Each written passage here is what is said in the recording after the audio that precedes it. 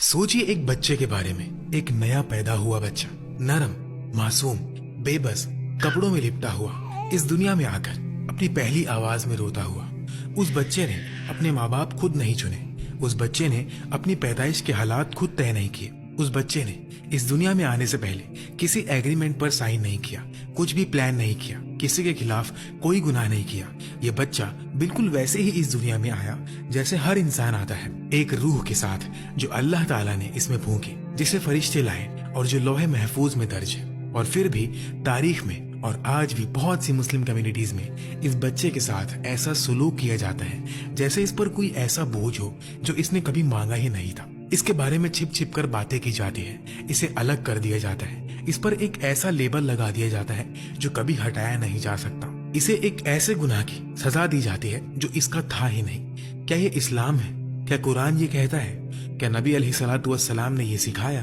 क्या इस उम्मत के बड़े स्कॉलर्स ने गहराई से मुताला करने, गौर और फिक्र करने और अल्लाह के डर के बाद यही नतीजा निकाला?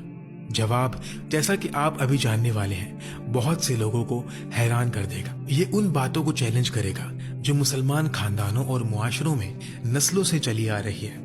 ये हमें एक ऐसी चीज देखने पर मजबूर करेगा जो हमें बेचैन कर सकती है। आज हम सवाल करेंगे, आज हम वापस असल सोर्सेस की तरफ जाएंगे। आज हम कुरान, सुन्ना और स्कॉलर्स के पोजीशंस के साथ बैठेंगे और पूछेंगे कि इस्लाम जिना से पैदा होने वाले बच्चे के बारे में हकीकत में क्या कहता है। एक ऐसा टॉपिक है जो कानून, थियोलॉजी, रूहानियत, इंसानी इज्जत, गुनाह की फितरत, मासूमियत की फितरत, अल्लाह की रहमत और मुस्लिम कम्युनिटीज की जिम्मेदारियों से जुड़ा है। ये एक ऐसा टॉपिक है जिसने असल इंसानों को असल तकलीफ दी है। वो बच्चे जो मुसलमान मुआशरों में ऐसे शर्म के बोझ तले बड़े हुए जो उन्होंने कभी कमाया ही नहीं था, उन्हें उन हुकूक से महरूम रखा गया जो उनका हक था और उन जगहों से निकाल दिया गया जहां आना उनका हक था। अल्लाह ताला सूरह फातिर की आयत नंबर 18 में फरमाते हैं, कोई बोझ उठाने वाला किसी दूसरे का बोझ नहीं उठाएगा। ये कोई मशवरा नहीं है, ये एक इलाही ऐलान है। कोई बोझ उठाने वाला किसी दूसरे का बोझ नहीं उठाएगा। यहाँ इस्तेमाल होने वाला अरबिक लफ्ज विज्र खास तौर पर गुनाह, अखलाकी वजन और गलती के बोझ की तरफ इशारा करता है। और अल्लाह बिल्कुल वाजे कर रहे हैं कि ये बोझ ट्रांसफर नहीं किया जा सकता, ये विरासत में नहीं मिल सकता, इसे माँ बाप से बच्चे में या एक शख्स से दूसरे शख्स में मुंतकिल नहीं किया जा सकता। हर रूह सिर्फ वही उठाती है जो उसने कमाया है। ये उसूल कुरान में एक बार नहीं बल्कि कई बार दोहराया गया है। सूरह अल इसरा की आयत नंबर 15 में अल्लाह फरमाते हैं, जो हिदायत पाता है वो सिर्फ अपनी रूह के फायदे के लिए हिदायत पाता है और जो भटकता है वो सिर्फ अपने नुकसान के लिए भटकता है। और कोई बोझ उठाने वाला किसी दूसरे का बोझ नहीं उठाएगा। कुरान में 4 अलग अलग मकामात पर खुद अल्लाह की तरफ से 4 वाज़े ऐलान है। जिना का गुनाह पूरी तरह उन्हीं का है जिन्होंने इसे किया। वो मर्द और औरत जिन्होंने उस हद को पार करने का फैसला किया जिससे अल्लाह ने मना किया था, वो गुनाह उस बच्चे तक नहीं पहुंचता जो उनके इस फाइल के नतीजे में पैदा हुआ। उस बच्चे का कोई चॉइस नहीं था, उस बच्चे की कोई आवाज नहीं थी, उस बच्चे का कोई गुनाह नहीं है और इसलिए बच्चा कोई बोझ नहीं उठाता। ये हर चीज का स्टार्टिंग पॉइंट है। अगर हम इस एक उसूल को समझ लें, हकीकत में समझ लें, सिर्फ दिमागी तौर पर नहीं बल्कि अपने दिलों और अपने अमल में, तो बाकी सब कुछ जो इसके बाद आता है वो क्लियर हो जाता है। तो अब आइए इस बारे में बात करते हैं कि अल्लाह की नजर में ये बच्चा कौन है। नबी अलैहिस्सलातु वस्सलाम ने एक सही हदीस में फरमाया, जिसे इमाम अल बुखारी और इमाम मुस्लिम रहमतुल्लाह अलैह ने रिकॉर्ड किया है, हर बच्चा फितरत यानी इस्लाम की नेचुरल डिस्पोजिशन पर पैदा होता है और उसके माँ बाप ही उसे यहूदी, ईसाई या मजूसी बनाते हैं। हर बच्चा बिना किसी फर्क के, हर बच्चा इस दुनिया में पूरी असली मासूमियत की हालत में आता है। फितरत अल्लाह के आगे झुकने, उसकी वहदानियत को पहचानने और हिदायत कबूल करने की नेचुरल हालत है।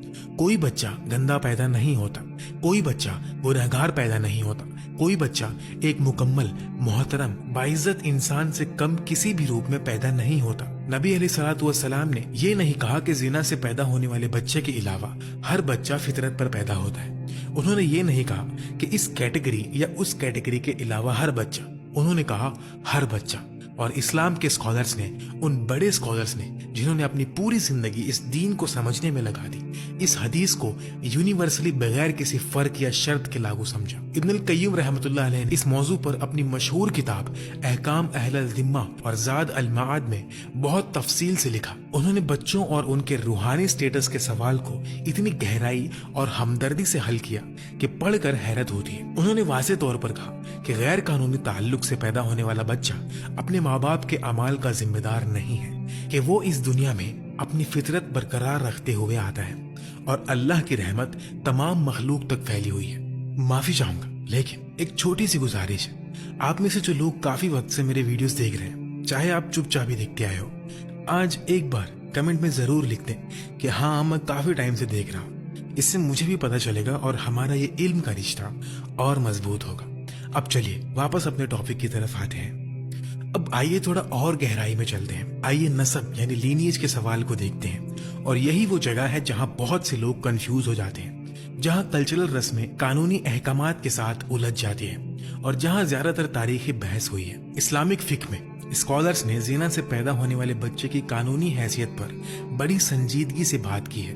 پرانے اسکالرز میں اصل سوال یہ نہیں تھا کہ اس بچے کو عزت یا رحمت ملنی چاہیے یا نہیں, اس پر کبھی کوئی اصلی اختلاف نہیں تھا. اصل سوال نسب اور باپ کی طرف منسوب ہونے کا قانونی سوال تھا. اسلامک لاء کے تحت ویلڈ شادی کے بغیر پیدا ہونے والے بچے کا نسب عام طور پر غیر قانونی تعلق والے بایولوجیکل باپ کی طرف منسوب نہیں کیا جاتا. یہ ایک قانونی رولنگ ہے. یہ رولنگ سیول سٹیٹس, وراثت اور خاندان سے جوڑنے کے بارے میں ہے. یہ بچے کی انسانی حیثیت پر کوئی فیصلہ نہیں ہے. یہ بچے اور اللہ کے درمیان تعلق پر کوئی فیصلہ نہیں ہے. اور یہ اس بارے میں کوئی فیصلہ نہیں ہے کہ مسلم سوسائٹی کو اس بچے کے ساتھ جذباتی, سماجی یا روحانی طور پر کیسا سلوک کرنا چاہیے. یہ فرق سمجھنا انتہائی ضروری ہے. آئیے اس بارے میں بالکل واضح ہو جائے کہ نسب کی لیگل رولنگ کا کیا مطلب ہے اور کیا نہیں ہے. اس کا یہ مطلب نہیں ہے کہ بچہ ملعون ہے. اس کا یہ مطلب نہیں کہ بچہ روحانی طور پر ناپاک ہے. اس کا یہ مطلب نہیں کہ بچہ مسجد میں نہیں جا سکتا, قرآن نہیں پڑھ سکتا, رمضان کے روزے نہیں رکھ سکتا, حج نہیں کر سکتا, ایک اچھا مسلمان نہیں بن سکتا, ایک نیک انسان نہیں بن سکتا, جنت میں داخل نہیں ہو سکتا. اس کا یہ مطلب بالکل نہیں ہے کہ بچے کو شرمندہ کیا جانا چاہیے. اور یہاں ایک اور بھی اہم بات ہے. اسلام کے اسکالرز نے اس پر بھی بحث کی ہے کہ کیا ہوتا ہے جب ایسے بچے کا بایولوجیکل باپ آگے آتا ہے, بچے کو اپنا تسلیم کرتا ہے اور ماں کے ساتھ ایک ویلڈ شادی کرتا ہے. ایسے معاملے میں بہت سے اسکالرز جس میں ملکی اسکول کے لوگ شامل ہیں, ان کی رائے تھی کہ بچے کو باپ سے منسوب کیا جا سکتا ہے اگر وہ بچے کے 3 سال کا ہونے سے پہلے اسے قبول کر لے اور کوئی اور آدمی پیٹرنٹی کلیم نہ کر سکے. عظیم ملکی اسکالر ابن رشد نے اس پر بحث کی ہے اور یہ دکھاتا ہے کہ نسب کے قانونی ڈسکشن کے اندر بھی اسلام بچے کو سزا دینے کے نئے طریقے نہیں ڈھونڈ رہا تھا, بلکہ اسے پروٹیکٹ کرنے کا طریقہ ڈھونڈ رہا تھا. اب آئیے ایک ایسی بات کی طرف مڑتے ہیں جو مسلم سوسائٹیز میں یہ سوچ عام ہے کہ زنا سے پیدا ہونے والا بچہ روحانی طور پر کمزور ہوتا ہے یا نیک نہیں بن سکتا یا آٹومیٹکلی جہنم کی آگ میں جائے گا. یہ خیال کہاں سے آیا؟ کیا یہ قرآن میں ہے؟ کیا یہ صحیح البخاری یا صحیح مسلم میں ہے؟ جواب ہے نہیں. جب اس کلیم کو اصل سورسز تک لے جایا جاتا ہے تو پتہ چلتا ہے کہ نہ قرآن میں ایسی کوئی بات ہے. ان میں سے اکثر یا تو ضعیف ہے یا بناوٹی یا غلط سمجھی گئی ہے. بڑے محدثین اور فقہا نے بھی اس بات کو واضح کیا ہے. امام احمد ابن حنبل نے کچھ روایتوں پر شک کا اظہار کیا, جبکہ امام النووی نے صاف کہا